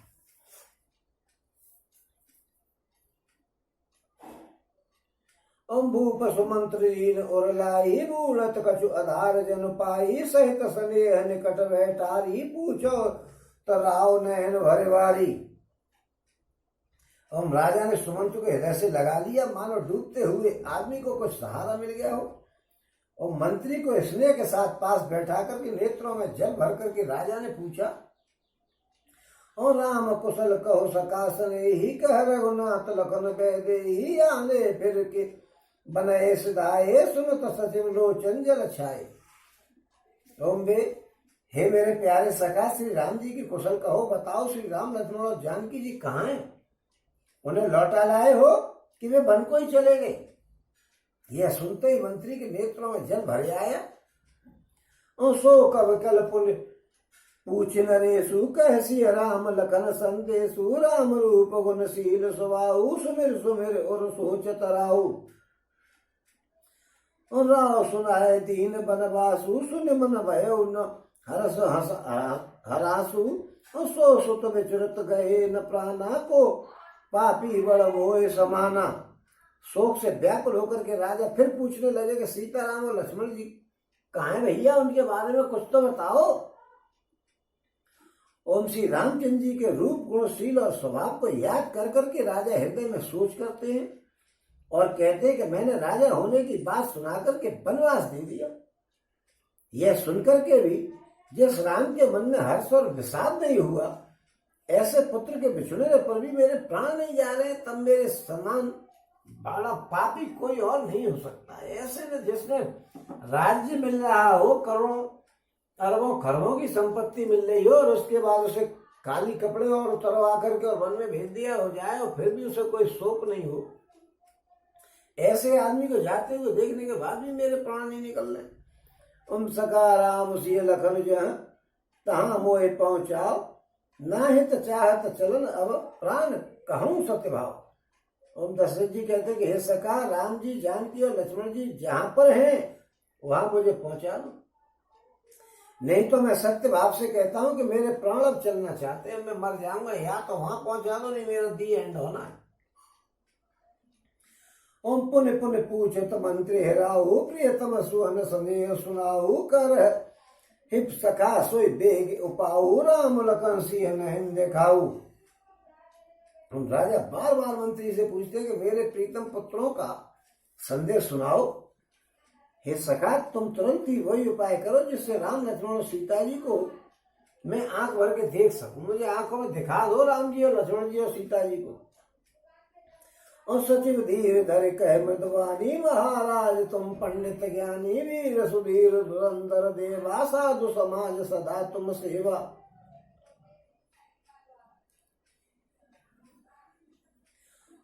ओम जन्म मरण सब सुख दुख भोगा, हानि लाभ प्रिय मिलन वियोगा, काल करम बस होय गोसाई, बरबस रात दिवस की नाई।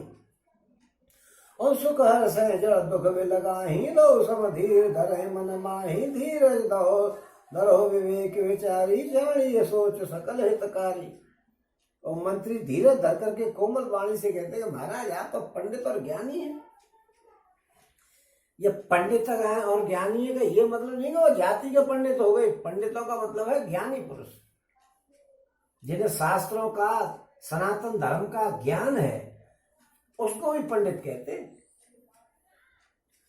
ये तो क्षत्रिय थे तो उनसे कह रहे हैं आप तो पंडित हो, मतलब आप जानकार हो, सब बातों को जानते हो,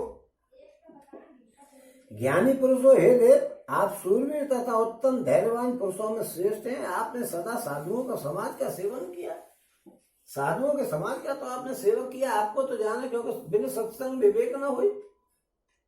तो आपने बिना सत्संग के तो विवेक नहीं होता, आप तो सत्संगति कर चुके हो, तो इसका मतलब आपको तो विवेक है। ओम जन्म मरण सुख और दुख भोग, यानी सुख और दुख के जो भोग है, और जन्म और मरण, और हानि और लाभ, और प्यारों का मिलना और बिछड़ना, ये सब है स्वामी काल और कर्म के अधीन होते। और ये काल कर्म के अधीन रात और दिन के समान होते रहते हैं। जैसे रात के बाद दिन, दिन के बाद सुबह आ जाता है, ऐसे ही होते ही रहते हैं। और मूर्ख लोग मुख में हर्षित होते हैं और दुख में रोते हैं। मूर्ख लोग सुख में हर्षित होते हैं और दुख में रोते हैं, पर धीर पुरुष अपने मन में दोनों को समान समझते हैं। हे सबके हितकारी, आप विवेक विचार करके धीरज धरिए और शोक का परित्याग कीजिए। जन्म मरण सब सुख दुख भोगा, हानि लाभ प्रिय मिलन वियोगा, काल कर्म बस होय गोसाई, और बरबस रात दिवस की नाई। और सुख हर से दुख दुख में लगाही, और दो सम धीर धरे मन माही, धीर धरो विवेक विचारी, जानिए सोच सकल हितकारी। ओम प्रथम बास तमसा भयऊ, दूसरे सुरसर तीर, नहाए रहे जल पान करे, सिय समय दो वीर। ओम श्री रामचंद्र जी का पहला निवास, यानी पहला स्टॉपेज तमसा नदी के तट पर हुआ, दूसरा गंगा जी के तीर पर हुआ। ओम सीता जी सहित दोनों भाई उस दिन स्नान करके जल पी करके ही रह गए, रोटी तो यहाँ से बांध के ही नहीं ले गए थे।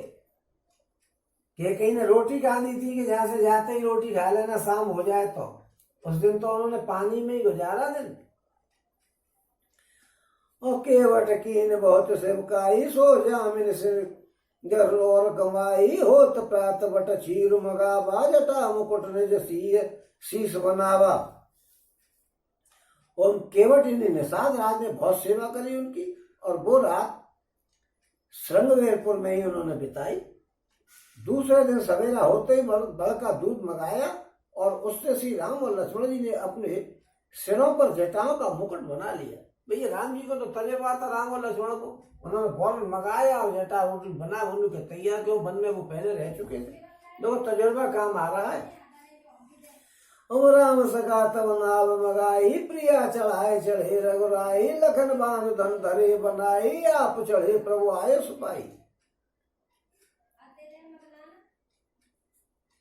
ओम विकल बिलो के मोहि रघुवीरा, बोले मधुर बचन धर धीरा, तात प्रणाम तात सन केहू, बार बार पद पंकज गहेऊ।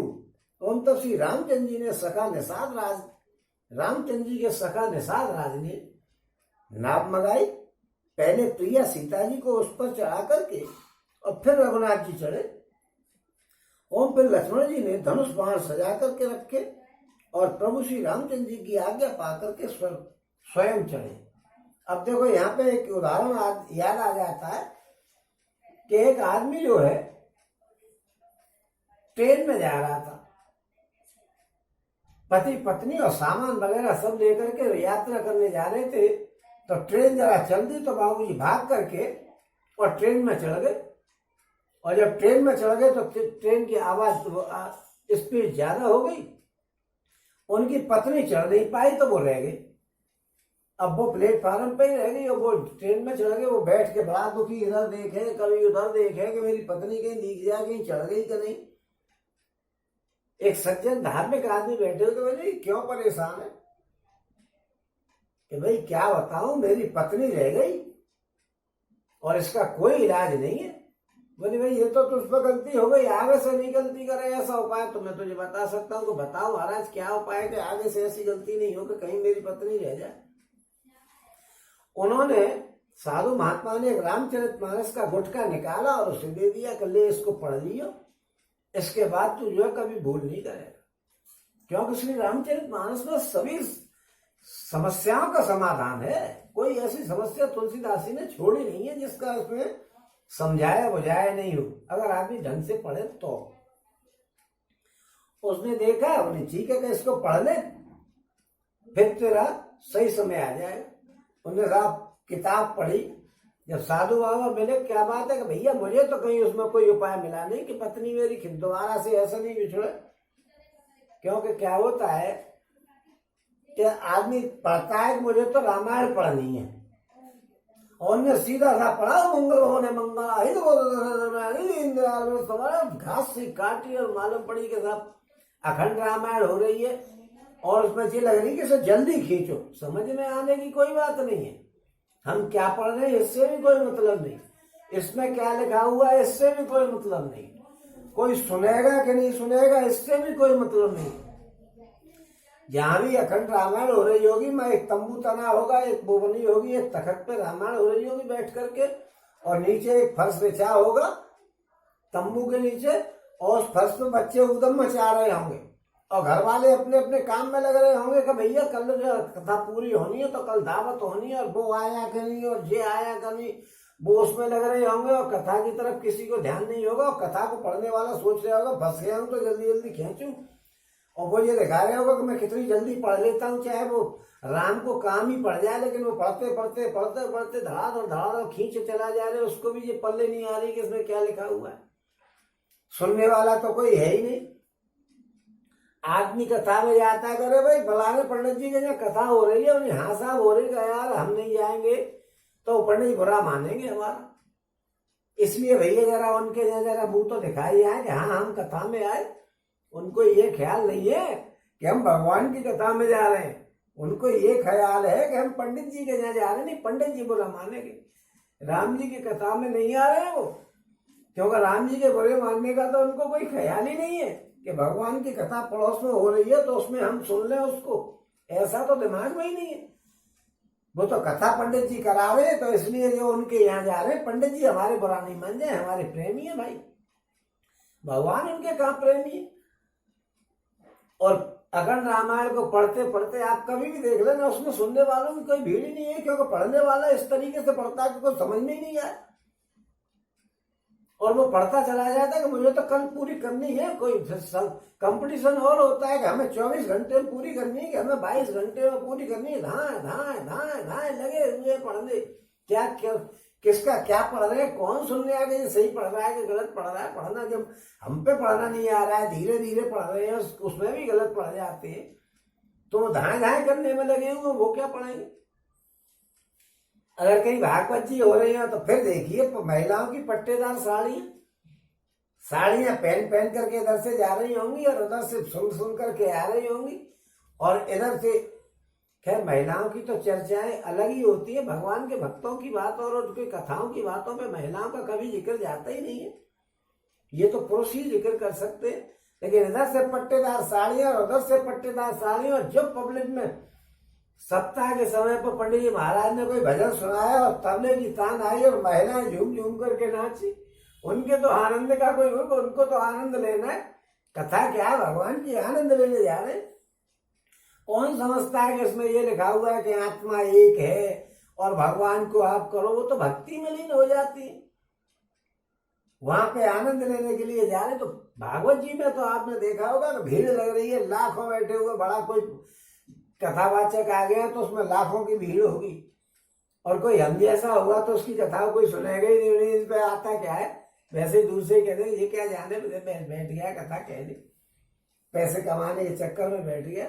तो ऐसे सुनने वाले भागवत जी में तो बहुत सुनने वाले मिलते हैं, क्योंकि वहां कथा किस्से बहुत होते हैं और उसकी हिंदी पढ़ी जाती है। और अखंड रामायण में क्या होता है कि हिंदी तो पढ़ते नहीं है, पल्ले में कुछ पढ़ती नहीं हो, मंगल हो रहे मंगलहारी जब सदस्य होती रहती है, धाए धाए धाए धाए, तो किसी के पल्ले नहीं पड़ती है ये क्या है। ऐसे ही उन बाबूजी ने वो किताब पढ़ी होगी, उन्हें देखा उसमें तो पल्ले ही नहीं पड़ा। अब इसी में पहले जो तुलसीदास जी ने कहा है कि जो अपराध बाली ने किया था, जिसके कारण बाली को राम जी ने मारा था, वही अपराध उसने सुग्रीव ने किया और वही विभीषण ने किया। फिर भी उनको, क्योंकि वो अपने भक्तों के पापों को नहीं देखते, इसलिए उनको नहीं मारा। अब इस बात को मैंने अपने परिचितों से बहुत पूछा कि क्या अपराध किया था भैया सुग्रीव ने और विभीषण ने, और बाली ने एक जैसा कोई बता दो। तो हर एक आदमी को कहा भैया रामायण में जो लिखा रही है। अरे मैंने कि भाई रामचरितमानस में लिखा हुआ, भैया हमने तो पढ़ी ना, कौन सा दोहे में लिख रही है। मैंने जितने, हालांकि मैंने 10-5 ही से पूछी है, ज्यादा तो मेरा परिचय ही नहीं है, और धार्मिक आदमियों से ही पूछी जाती है जो रामचरितमानस को कई बार पढ़ चुके। अरे हमने कई बार रामायण में भावे तो कहूँ ऐसी बात लिखना, अरे हमने तो कई बार पढ़ी। मैंने भैया उसमें लिखा हुआ है, अरे कहीं नहीं, बताओ तो कौन से दोहे में लिख रही है। भैया हमने दोहा बताया कि इसके 28वें दोहे के बाद बालकांड में और 29वां जो दोहे तक चलते हैं तो वो चौपाई बीच में दी हुई। तो उन्होंने कहा अच्छा हम देख के बताएंगे। उनको ये तो पता ही नहीं है कि उन्होंने लिखी हुई है कि नहीं। अपराध क्या था इसके बारे में तो कुछ भी कोई कह देता है, लेकिन उनको यही नहीं पता, और उन्होंने कई बार रामचरितमानस पढ़ी। ऐसे ही जय बाबूजी जो है पत्नी को छोड़ गए और खुद घुस गए रेल में। अब फिर कह रहे हैं कि क्या बात है, तो पंडित जी महाराज ने कही कि तूने इसको पढ़ा है जो मैंने तुझे गुटखा दिया था। बोला हाँ साहब मैंने पूरा पढ़ लिया, इसमें तो कई उपाय नहीं लिखा है कि पत्नी मिल जाए या दोबारा नहीं खोवे। उन्हीं अबे बेवकूफ की औलाद। उन्होंने फौरन से निकाला अयोध्या कांड में, और 151वां दोहा निकाला, और 151 में 50 के बाद 51 में दोहे की चौपाई में लिखा हुआ था कि राम सका तब नाम मगाई और प्रिया चढ़ाए चढ़े रघुराई। और उल्लू के पट्टे, इसमें जो लिखा हुआ है कि नहीं कि प्रिया चढ़ाए चढ़े रघुराई, राम जी से तुमने क्या सीख ली। इसमें साफ तो लिख रहा है कि प्रिया चढ़ाए चढ़े रघुराई। अगर वो भी पहले चढ़ जाते तो प्रिया जी रह जाती कि नहीं। तू पहले काहे को चढ़ा था, पहले पत्नी को चढ़ाओ, भूल गया कि लेडीज फर्स्ट। तब उसकी समझ में आई कि भाई रामायण में तो सब उपाय लिखे हुए। इसलिए भाई कोई आदमी समझता ही नहीं है कि उसमें क्या लिखा हुआ है। उन्हें तो पढ़ ली, खंड रामायण करा दीजिए, मालूम नहीं है खंड रामायण में क्या। रात में तो आदमी ये सोचता है कि मैं रात में फंस गया हूं, खींचो इसको, क्योंकि वो तो अखंड होती है। तो ऐसे ही उसने पढ़ा था, तो उसमें शिक्षा दी है लोगों को कि भाई आप पहले अपनी पत्नी को चढ़ाओ और फिर खुद चढ़ो। राम जी ने सिया जी को चढ़ाया। सभी समस्याओं का इसमें उपाय है, अगर ढंग से आदमी पढ़े और समझे तो।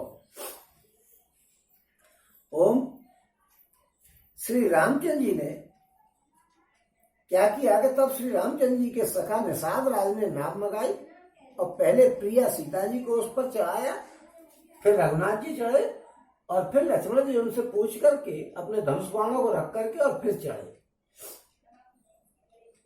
बिकल विलो के मोहे रघुवीरा बोले मधुर बचन धर धीरा तात प्रणाम तात सन केहू बार बार पद पंकज केहू। और मुझे व्याकुल देख करके श्री रामचंद्र जी धीरज धर करके मधुर बचन बोले कि हे तात, पिताजी से मेरा प्रणाम कहना और मेरी ओर से बार बार उनके चरण कमलों को पकड़ना, उनके मेरी तरफ से जरा पाए छीनियो सा। कर विपाए पर विनय बहोरी तात करिए जन चिंता मोरी बन मग मंगल कुशल हमारे कृपा अनुग्रह पुण्य तुम्हारे। और तुमरे अनुग्रह तात कानन जात सब सुख पावही पाए हो। और तुम्हारे अनुग्रह तात कानन जात सब सुख पाए हो। प्रतिपाल आय सो कुशल देखन पाए पुण्य फिर आए हम जननी सकल परितोष परिपरि पाए कर विनती घनी तुलसी करो सोई जतन जे कुशली रहे कौशल धनी। ओम फिर पांव पकड़ करके विनती करना, हे पिताजी आप मेरी चिंता नहीं करें, आपकी कृपा अनुग्रह पुण्य के प्रभाव से वन में और मार्ग में हमारा सब अच्छा ही अच्छा होगा, कोई नुकसान नहीं होगा। और हमारी तरफ से कहना कि हे पिताजी आपके अनुग्रह से मैं वन में जाता हूं और सब प्रकार से सुख पाऊंगा, क्यों मुझे तो पहले रहने का तजुर्बा है ना। ओम आज्ञा का भली भांति पालन करके और चरणों का दर्शन करने कुशल पूर्वक फिर लौट करके आऊंगा।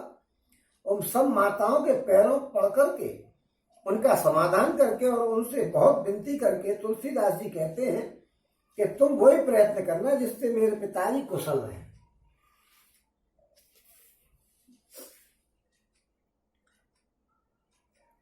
और गुरु सन कहवत संदेशु बार बार पद पदम गहे करब सोए उपदेश जही न सोच मोए अवध पथ। हम बार बार चरण कमलों को पकड़ करके गुरु वशिष्ठ जी से मेरा संदेश कहना कि वे वही उपदेश दें जिससे अवधपति पिताजी मेरा सोच नहीं करे। पूर्जन परिजन सकल ने होरी तात सुना है विनती मोरी सोए सब भांति मोर हितकारी जाते नर नाव सुखारी। हम कह संदेश भरत के आए नीति न तदये राम पद पाए पालो प्रजय करम मन बानी से अवमातु सकल समझानी। हम एता सब प्रवासियों और कुटुंबियों से निहोरा करना, यानी अनुरोध करना और मेरी विनती उनको सुनाना कि वही मनुष्य मेरा सबसे हितकारी होगा जिसकी चेष्टा से राजा सुखी हो। ओम भरत के आने पर उनको प्रेम का संदेश कहना कि राजा का पद पा जाने पर नीति नहीं छोड़े, कर्म वचन और मन से प्रजा का पालन करे और सब माताओं का सम्मान करे और उनकी सेवा करे। हम और ने भाई करे पितु मातु सुजन सेवकाई तात भात तेरा खबराऊ सोच मोर जय करे न काऊ। और हे भाई माता पिता और स्वजनों की सेवा करके भाई पने को अंत तक निभाना। हे तात राजा को उसी प्रकार से रखना जिससे वे कभी मेरा सोच नहीं करे। ऐसा कह देना उनसे, मंत्री जी से राम जी ने कही, राम जी दशरथ जी को बता रहे कि मुझसे ऐसे ऐसे कहकर के भेजा हूं। ओम लखन कहे कछु बचन कठोरा बरज राम पुनि मोहि निहोरा बार बार निज शपथ देवाई कहवे न तात लखन लहकाई। कहे प्रणाम कछु करहन लिय सिय भय शिथिल स्नेह थकित वचन लोचन सजल पुलक पल्लवित देह। ओम फिर लक्ष्मण जी ने कुछ कठोर वचन कहे। आज ये मंत्री सुमंत्री जी से उन्होंने कसम खिला दी थी, कसम का ध्यान नहीं दे रहे, आते ही पोइए। तो वो लक्ष्मण जी ने कुछ कठोर वचन कहे थे, अरे तुमसे कसम खिला दी कि तुम्हें मेरी कसम है, तुम उसकी इसकी बात को मत कहना, तो अभी कसम तोड़ दी। गुलामी इनके खून में भरी हुई है कि राजा की गुलामी करने के साथ लखन ने कुछ बात कही है। जब भाई राम जी ने जब तुम्हें कसम खिला दी तो क्यों उनसे कह रहे हो आकर के?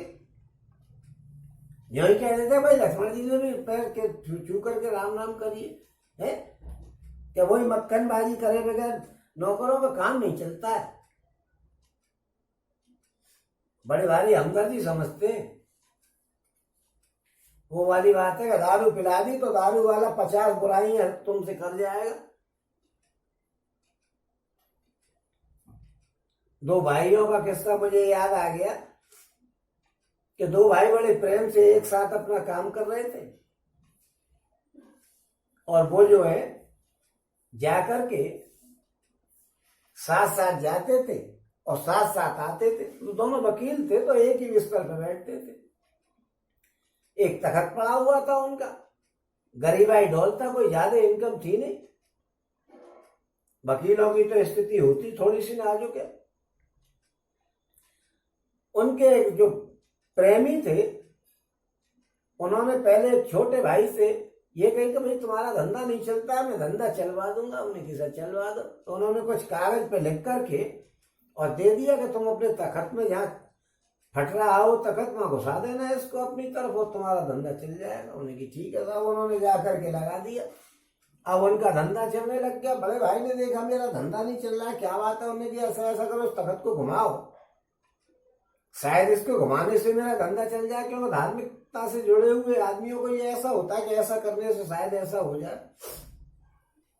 उन्होंने भैया वो तखत घुमा दिया। अब तखत घुमा दिया तो वो कागज जो लगा हुआ तो वो दूसरे की तरफ चला गया। और बड़े भाई साहब को तो पता नहीं थी कि इसमें कागज लगा हुआ, उन्होंने तो वैसे ही घुमा दिया था। अब भैया बड़े भाई साहब की धब्बा काला फिर चलने लगी। छोटे भाई जी फिर हैंड टू माउथ हो गए। उन्होंने क्या किया जाए, और इस बात को किसी को पता नहीं थी, वो रखा हुआ था। छोटे भाई भी ऐसे भोले थे, वो नहीं कागज उधर पहुंच गया तो भाई बड़ा कमा रहा है, क्या फर्क पड़ता है, धंधा तो चल ही रहा है दोनों का। एक दिन बाबूजी आए जिन्होंने वो उपाय किया था, उनसे बड़े भाई की पटती नहीं थी जब। लेकिन एक दिन वो आए तो बड़े भाई साहब दारू पीते थे। उन्होंने की ऐसा तुम दारू पिए यार, जरा दारू पिला दी। सोई वो कहने लगे करे साहब हम तो क्या बताएं आपको, आपके छोटे भाई ने तो आपके साथ ऐसा कर दिया है। मुझसे खुद कहा था कि ऐसा उपाय कर दो कि मेरा धंधा चल जाए और उनका धंधा बंद हो जाए। उन्हें है कि छोटे भाई ने ऐसा कहा था। अब तो भाइयों में मतलब लगा दी, क्योंकि वो दारू मिल गई पीने के लिए। उन्होंने जा करके देखा कि वो तुम्हारे वो तखत में वो फटा हुआ है, मैं एक कागज लगा हुआ, निकाल करके देख लेना। बड़े भाई साहब गए, देखा कि कागज लगा हुआ है। उनको बड़े छोटे भाई को बड़ा शक हुआ, नहीं छोटा भाई मेरे साथ धोखा कर रहा है, क्योंकि दारू के नशे में ये और कह दिया कि वो तो तुमको ऐसा चाहते हैं कि तुम मारे जाओ लड़ाई के मैदान में और उसका धंधा होता है। अब भाई भाइयों में दुराव हो गया। वो ही पोजीशन जो है यहाँ बना दी है इन्होंने कि इनको जरा तनख्वाह का ध्यान आ गया होगा कि मुझे तनख्वाह कम मिलेगी, अच्छी तनख्वाह पाने के चक्कर में या मेरे लड़के को भी नौकरी मिल जाएगी, परमानेंट हो जाएगा। इसलिए आकर के राम जी ने कही थी कि बताना मत, तो यहाँ पे वो बताने लग रहे हैं। ये सब रिश्वत का मामला होता है। उन्हें देखी लड़के की नौकरी पक्की तब भी हो जाएगी, राम जी के संग तो ढूंढता ही था वो। आकर के उन्होंने कठोर वचन कहे थे, वो भी बता दी कि लक्ष्मण ने कुछ कठोर वचन कहे थे।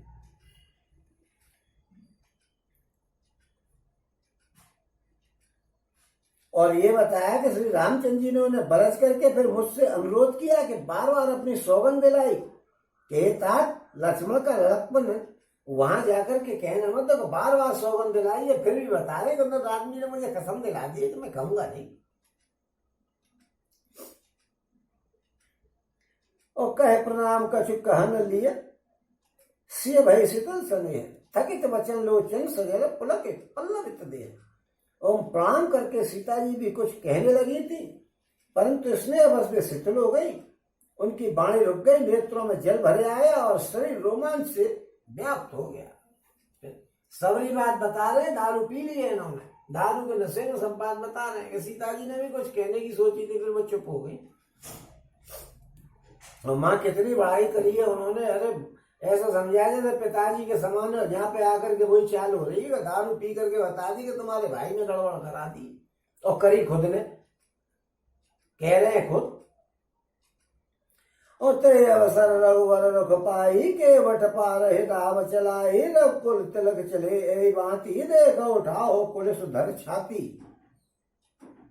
और उसी समय श्री रामचंद्र जी का रुख पाकर के केवट ने पार जाने के लिए रात चला दी। इस प्रकार रघुवंश तिलक श्री रामचंद्र जी चल दिए और मैं छाती पर वज्र रख करके खड़ा देखता रह गया।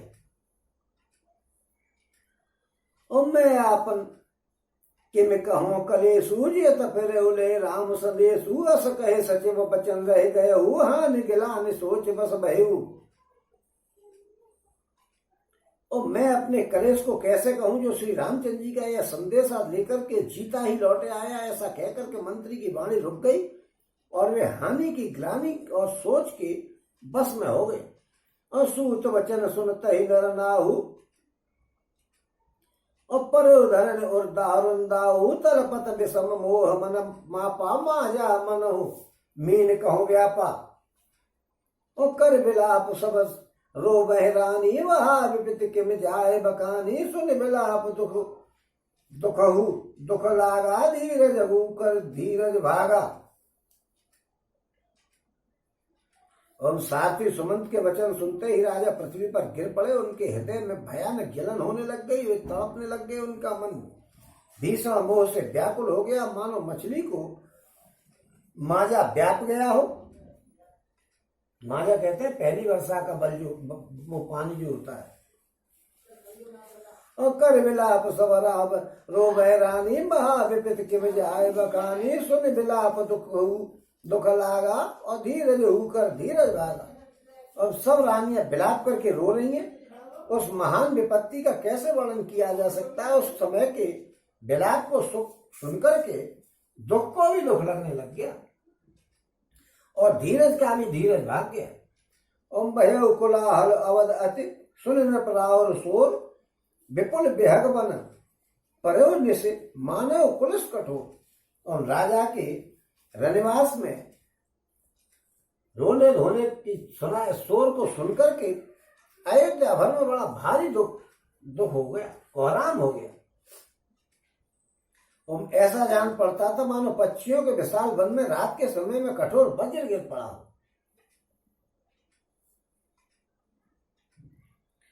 प्राण कंठगत भय बोआलू मन विहीन जन व्याकुल व्यालु इंद्री सकल विकल भय भारी जन सुर सुर सिज बन बिन वारी। ओम राजा के प्राण कंठ में आ गए, मानो मणि के बिना सांप व्याकुल हो गया हो। इंद्रियां सब बहुत ही विकल हो गई, मानो बिना जल के तालाब में कमलों का वन मुरझा गया हो। और कौशल्या नपदी किमलाना रविकुल रवि अथ यहू जिय जाना और धर धीर राम महतारी बोली वचन समय अनुसारी ना तो समझ मन करे विचारू राम वियोग पयोदय अपारू करण धार तुम अवध जहाजू चलो सफल सकल प्रिय पथिक समाजू। और कौशल्या जी ने राजा को बहुत दुखी देख करके अपने हृदय में जान लिया कि अब सूर्य कुल का सूर्य अस्त होने वाला है। तब श्री रामचंद्र जी की माता कौशल्या हृदय में धीरज धारण करके समय के अनुसार वचन बोली, हे नाथ, आप मन में समझ करके विचार कीजिए कि रामचंद्र जी का वियोग अपार समुद्र है, अयोध्या जहाज है और आप उसके कर्णधार हैं। और सब प्रियजन ही यात्रियों का समाज है जो इस पर जहाज पर चढ़ा हुआ है। और धीरज धरिय तपाए पारू न तब उड़े सब परिवारू जो जिय धरे विनय पिय मोरी राम लखन सिय मिलहि बहोरी। आप धीरज धरिएगा तो सब पार हो जाएगा, नहीं तो आपका सारा परिवार डूब जाएगा। हे प्रिय स्वामी, यदि मेरी विनती हृदय में धारण कीजिएगा तो राम लक्ष्मण और सीता फिर आकर के आपसे मिल लेंगे।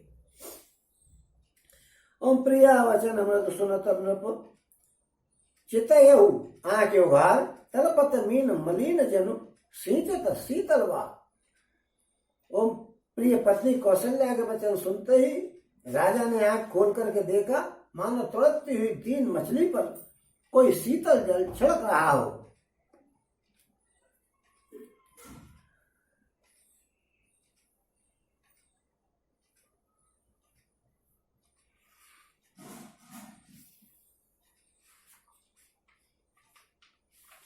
और धीरज धीरज उठ बैठ बिवालू कहो सुमंत्र कहाँ रहो। और धर धीरज उठ बैठ बोआलू कहो सुमंत्र कह राम कृपालू कहा लखन कह राम सनेही कह प्रिय पुत्र वधु वैदेही। बिन पतराओ विकल वही भांति वही जुग सरिस सरा तिन राती तापस अंध साप सुध आई कौशल्या सब कथा सुनाई भयो विकल वर्णत इतिहासा राम रहित दिग जीवन आशा सो तनु राखी करव में कहा जय न प्रेम पन मोह निवाहा। हा रघुनंदन प्राण पीड़िते तुम बिन जियत बहुत दिन बीते हा जानकी लखन हा रघुवर हा पितुहित चित चातक जलधर।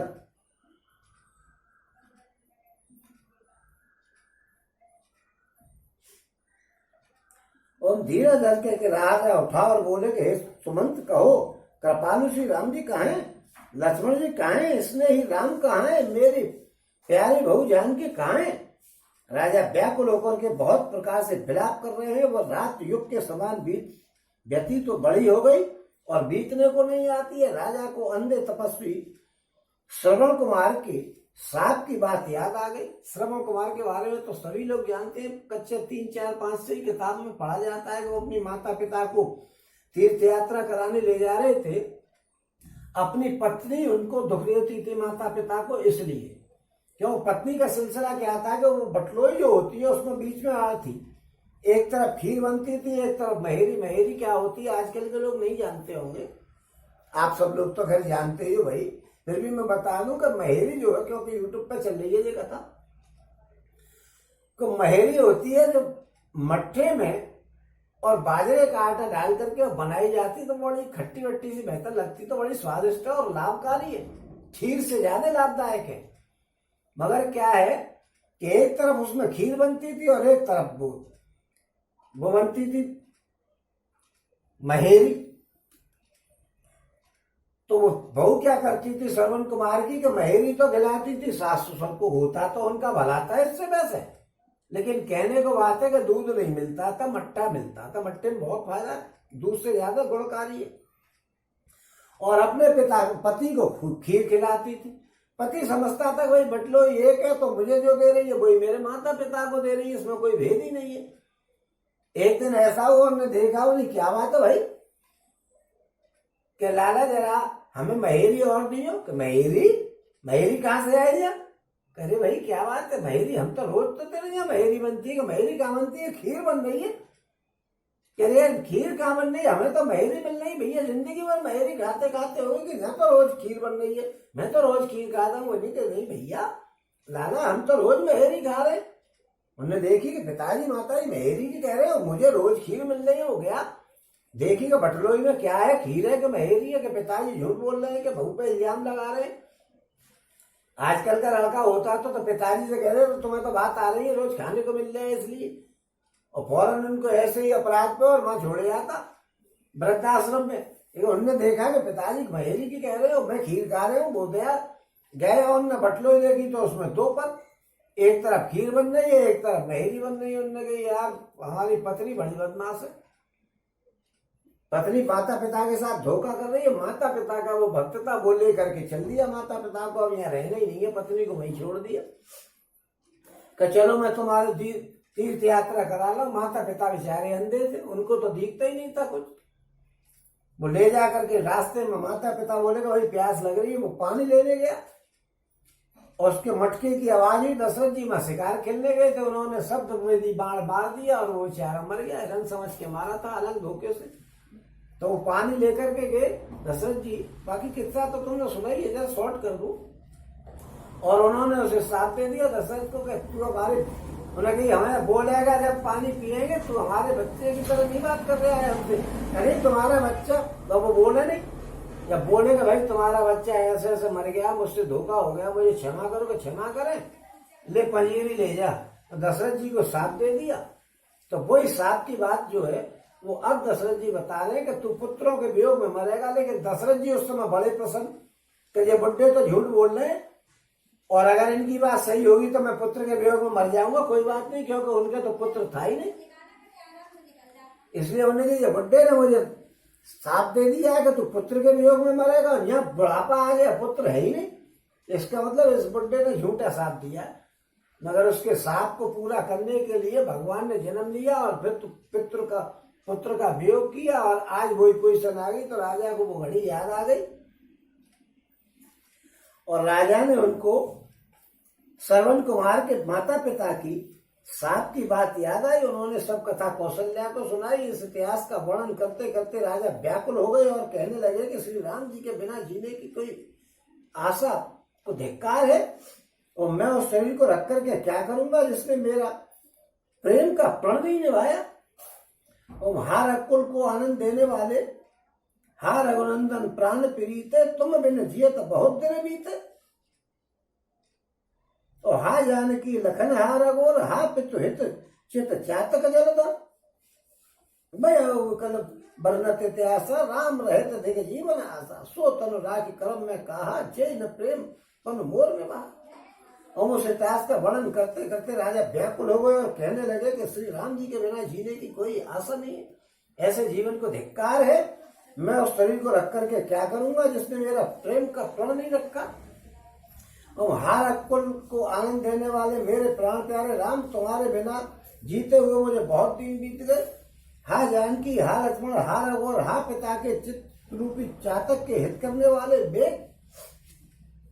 राम राम कहे राम कहे राम राम कहे राम, तन पर हरे रघुवर बिरह गया राव गयो सुरधाम। राम राम कह करके फिर राम राम कह करके फिर राम राम कह करके और फिर राम राम कह करके राजा श्री राम जी के विरह में शरीर त्याग करके सुरलोक को चले गए। और यहाँ पे आकर के 155वां दोहा हो गया और आगे पढ़ेंगे इसको कल। बोलो सिया रामचंद्र भगवान की जय। बोलो सिया राम।